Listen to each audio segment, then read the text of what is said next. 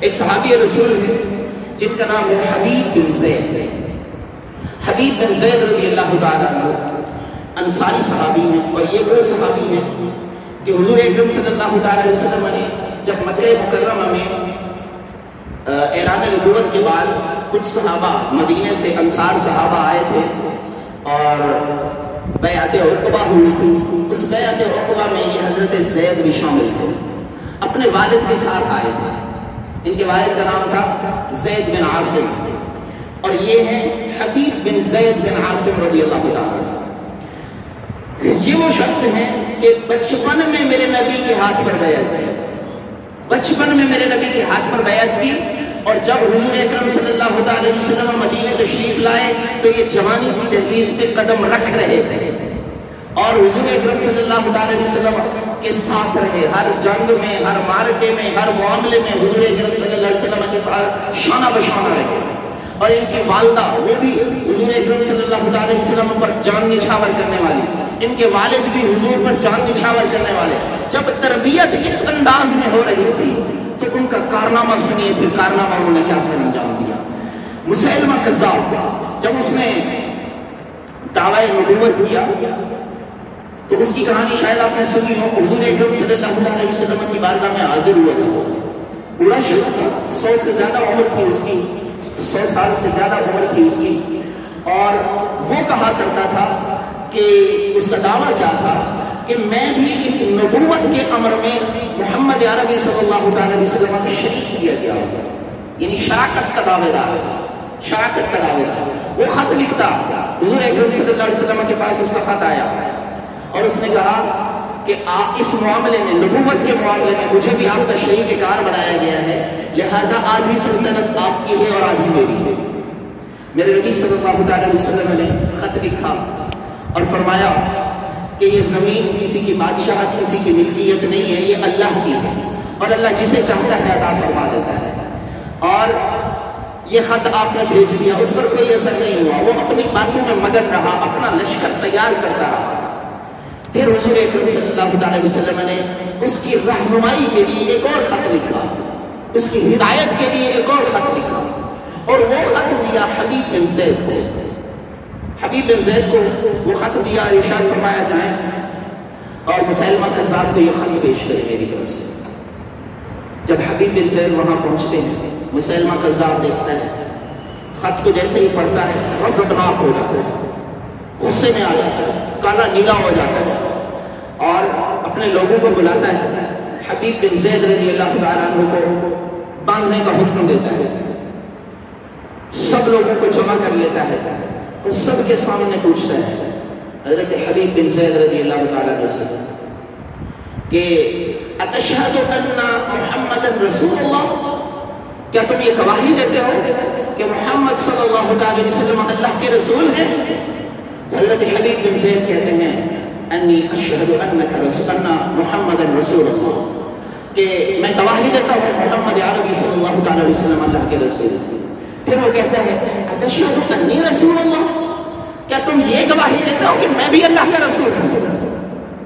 حضرت حبیب بن زید رضی اللہ تعالیٰ عنہ خاموشی اختیار فرماتے ہیں اور فرماتے ہیں تیری بات اس لائق ہی نہیں ہے کہ میں یہ کہوں کہ میں تیری بات کو سن رہا ہوں، میں تیری بات نہیں سن رہا ہوں. سماعت سے انکار کر دیتے ہیں. وہ بندہ کیا کرتا ہے؟ مسیلمہ کذاب بار بار پوچھتا ہے کیا تم میری رسالت کی گواہی دیتے ہو؟ حضرت حبیب بن زید فرماتے ہیں میں سن ہی نہیں رہا ہوں تیری بکواس کو، مجھے میری سماعت، تیری بات اس لائق ہی نہیں ہے کہ میں اپنی سماعتوں کی نظر کروں، مجھے سماعت ہی نہیں کرنی ہے. جب وہ بار بار یہ سوچ پوچھتا ہے تو حضرت حبیب بن زید کہتے ہیں میں تمہاری بات کو سن ہی نہیں رہا ہوں، قابل توجہ ہی نہیں ہے. تو پھر کیا کہتا ہے؟ وہ اپنے بندے ایک بندے کو تلوار دیتا ہے اور کہتا ہے ساتھ کھڑا ہو جا، میں پوچھوں گا اگر یہ میری رسالت کی گواہی دیں گے تو پھر تو ٹھیک ہے، اگر یہ میری رسالت کی گواہی نہ دیں تو پھر ان کا ایک عضو کاٹ دیں، ان کے جسم کا گوشت کاٹ دیں. پھر کیا کرتا ہے؟ وہ تلوار لے کر کے بندہ سامنے کھڑا ہو جاتا ہے. ذرا دل تھام کے بیٹھیے، یہ صحابی رسول کی بات سنا رہا ہوں، یہ کیفیت ایک صحابی رسول کی سنا رہا ہوں، یہ قربانی ایک صحابی رسول کی سنا رہا ہوں. اب کیفیت کیا ہوئی ہے کہ وہ تلوار لے کر کے بندہ کھڑا ہوا ہے، تو جیسے ہی وہ پوچھتا ہے ہاں بتاؤ کہ تم میری رسالت کی گواہی دیتے ہو، اور ادھر حضرت حبیب بن زید فرماتے ہیں میں تمہاری گفتگو نہیں سن رہا، میں تمہاری بات نہیں سن رہا، مجھے تمہاری بات سنائی نہیں دے رہی ہے۔ اور ادھر وہ تلوار والے کو اشارہ کرتا ہے، وہ ناک کاٹ دیتا ہے، کان کاٹ دیتا ہے، اور جسم کے اعضاء کاٹنا شروع کر دیتا ہے، بازو کاٹ دیتا ہے، اس طرح جسم کے ٹکڑے کرنا شروع کر دیتا ہے، جسم کے گوشت کو کاٹ کاٹ کے نیچے ڈالتا جاتا ہے، اور بار بار پوچھتا جاتا ہے بتا تو میری رسالت کی گواہی دیتا ہے یا نہیں دیتا۔ اس بات کا وہ خود بھی اقرار کر رہا تھا، میں بھی، وہ مسلمہ کذاب کہتا ہے میں اقرار کرتا ہوں کہ محمد رسول اللہ صلی اللہ علیہ وسلم اللہ کے رسول ہیں، مگر میں بھی اس رسالت میں ان کے شریک ہوں، میں بھی نبی ہوں، ان کو بھی مان لو مگر مجھے بھی مان لو۔ آج بھی آپ کے سامنے لوگ یہ کہتے آئیں گے کہ لوگوں اللہ کے رسول وہ بھی ہیں اور اللہ کے رسول یہ بھی ہیں۔ قادیانی کو معاذ اللہ آپ کو کہیں گے آپ ان کے بارے میں بس کہہ دیں لا الہ الا اللہ محمد رسول اللہ آپ پڑھتے رہے، ہم آپ کو اس سے نہیں روک رہے، مگر صرف ایک بار کہہ دیں کہ قادیانی بھی اللہ کا رسول ہے۔ جس دن آپ نے یہ کہہ دیا اس دن آپ کا سارا اثاثہ ختم ہو گیا، سارا ایمان لٹ جائے گا۔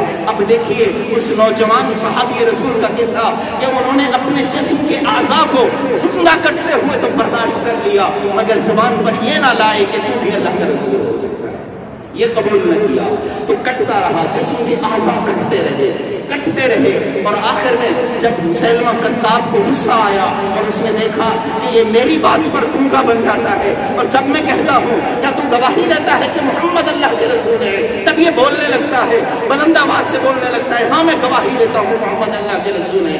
اس کی زبان پر جاری ہے تو صرف یہ ہے کہ اشہد ان محمد رسول اللہ، اشہد ان محمد رسول اللہ۔ جب اس کو غصہ آیا تو اس نے جلال میں آ کر، غصے میں آ کر اس تلوار والے کو حکم دیا کہ اس کے منہ کو کھولو اور اس کی زبان کاٹ دو۔